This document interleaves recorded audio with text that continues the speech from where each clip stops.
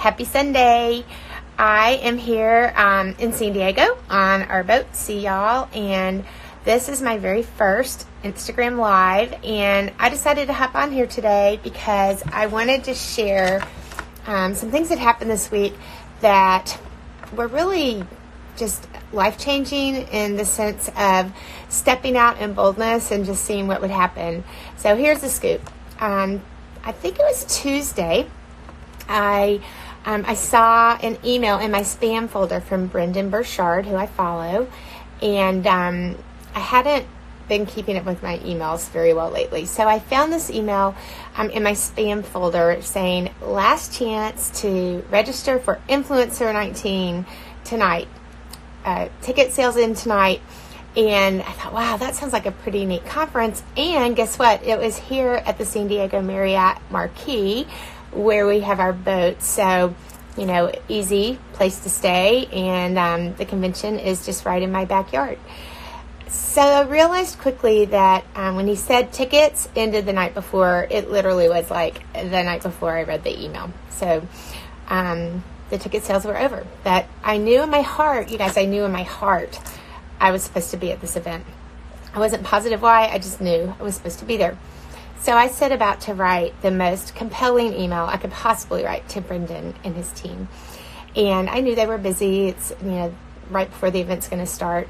And I shared with them that I knew I was supposed to be at their event, but that unfortunately their email was in my spam folder. And I said, I'm positive I'm supposed to be there. I've had a very difficult year, and some of y'all know that I have. I've had a difficult year in my business. I've had a difficult year personally. I've had a difficult year physically, like breaking 2 ankle bones with surgery and still recovering and recuperating from that. And I told them that I wanted to be at Influencer 2019 because I just knew that it was going to be something that would change the trajectory of the end of my year. That it would... I just knew that somehow, some way, it was going to change my year. So I sent the email off that afternoon, and around midnight, I got a response. Like, it was the nicest rejection letter I've ever gotten. And it basically just said, there are no more tickets. We hope your year ends great. We're cheering you on today and always, which is really sweet. It seriously was the nicest rejection letter I've ever gotten. So I went to sleep, but I knew I'm supposed to be at this event.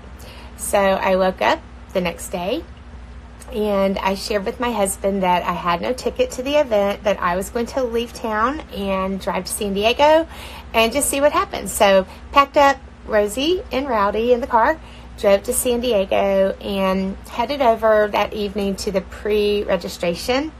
And there were a lot of people there. Like, I didn't realize this was about a 2,200 person event, and I think just about everyone was there on the pre-registration the night before the event started.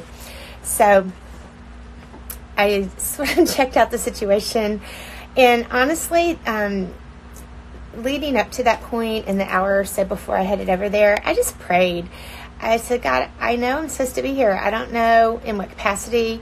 Those of you who have been to these kind of conferences before, you know that honestly, the people you meet, the networking, the spontaneous conversations that happen are at least half of what you get out of such a conference. And since I basically live on a boat at the Marriott, I knew I would be running into people who'd be crawling all over that hotel. So I said, God,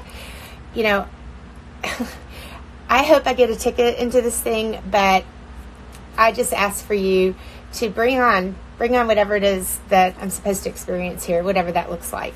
And so I found a staff member on Wednesday night, and I told him my predicament, how badly I wanted a ticket, how I'm absolutely supposed to be there.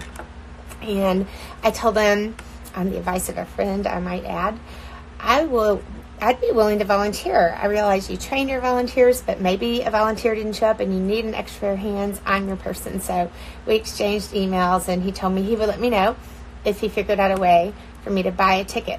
He also pointed out to me that all the people in the VIP line had a free ticket for a guest, and that some of those individuals didn't bring a guest.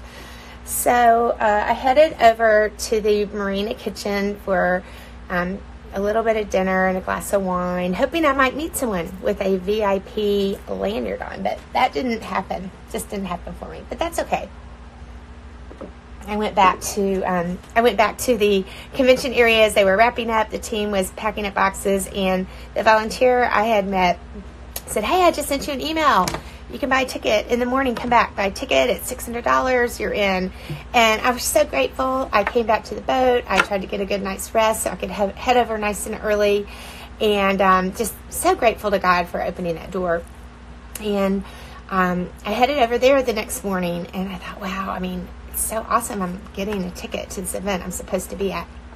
And I thought, the only thing better than a $600 ticket is a free ticket. So I went over to the registration area, and I was looking at the VIP line. Most of the people in the line were chatting with someone else, presumably their guest. But I noticed this one man standing there not talking to anyone, and so I had to be bold. I'm not usually this bold, but I just decided to go for it. So I went up to him. I said, "Are you bringing a guest to this event?" And he said, "Nope, I didn't bring a guest, and I didn't really sign up to bring a guest either." And I said, "Well, if they would let you bring a guest without having told them in advance, would you like to bring a guest?" And he said, "Absolutely." So guess what? 45 minutes later, and this nice gentleman, sat in a couple of different lines we had to get through in order to get my ticket. But 45 minutes later, I had my Influencer 2019 badge on and hugged that guy goodbye. He was a VIP. I wouldn't see him the rest of the weekend because he's up in the front. So y'all, I just want to encourage you that, oh, hi Jen, I see you. I just wanted to encourage you that when you know in your heart you're supposed to do something, you're supposed to be somewhere, when you know in your heart, you sometimes have to go for it. You have to be bold. You have to do the hard thing. You have to make the 2-hour drive and show up at the convention where no one knows who you are and doesn't really care that you're there. So the next part that I want to share with you is what happened after I got the ticket. So that morning, I went in, and Brendan Burchard, who's just amazing. You guys, he's a motivational speaker. He's a business coach. He's got more energy than any human I've seen in a really long time. And he had wonderful things to share, and I'm going to get to a couple of those in a minute. And then his keynote that morning was followed by none other than Rachel Hollis. And I spent the whole morning, seriously, just even now thinking about it, I spent the whole morning trying not to just start sobbing, because as the morning unfolded, I knew why I was supposed to be there. And I just want to share a couple of those things with you, because I think they'll resonate with you as well. These are things that where God spoke to me, that I think he might be speaking to some of you as well, which is why I want to share this. Brendan's theme is live, love, matter. And when I walked into the convention hall and I saw this amazing wooden signage that said live, love, matter, I was really taken by it, and I loved what it said, but I waited till a little later to really understand what that signage was about. Point number one that God really spoke to my heart through the words of Brendan Burchard. When we are hurt, we build walls. And friends, I have built walls this year that I've been hiding behind. And when we build walls, it's to protect ourselves from the bad guys, perceivably the bad guys, but just it protects us from the bad, from the yucky, the things we just don't want to deal with or experience. But unfortunately, those walls also block out the good. So that was point number one that touched my heart in a big way. I don't want to be blocking out the good just because I'm scared of the bad, or the negative, or the whatever, the failure, the disappointments. That hit me pretty hard. Next up Rachel Hollis had a few gems to just literally rock my boat, no pun intended. She said, you'll never get to be great until you've put out good enough. When you've been hurt or when you've lost some of your confidence, it's easy to get caught up in the idea that what you have to offer isn't great. It's not great enough to put out there yet. But we have to put out good enough before we can even get to what's great to put out there in the world. I love that. I'm ready to put good enough into the world to lead me to the moment when I can put out the great.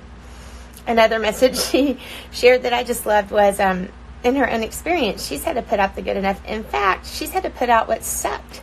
She shared that her famous book, Girl Wash Your Face, was actually her 6th book, and that there were a bunch of other books before that that just sucked. She challenged us to get out there and suck at something this month. So I'm ready and I'm willing. Probably what hit me the most and made me just stop me in my tracks, made me understand exactly why I was at this event, why God called me there, is tomorrow is no guarantee.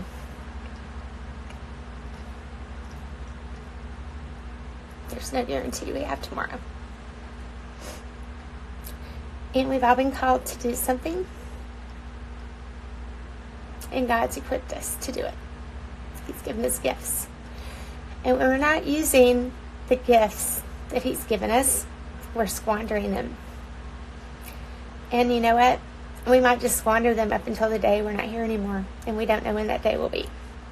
So, I, for one, want to do no more squandering of the gifts God has given me.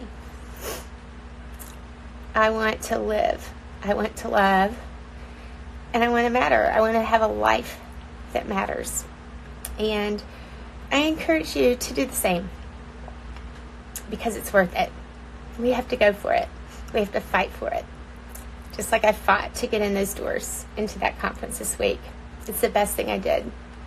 I'm so grateful. I'm so grateful for those of you who are listening to this long story. I just encourage you this week, take that step of boldness. You can do it. God's at your side. And just watch what happens. Watch the magic unfold. I thank you for being on my very first Instagram Live. Pray your day is blessed immensely. Hope you'll come back. I'm going to be sharing some other insights I got this week, maybe going a little deeper into the different things that I learned, and I'd love to share them with you. Happy Sunday.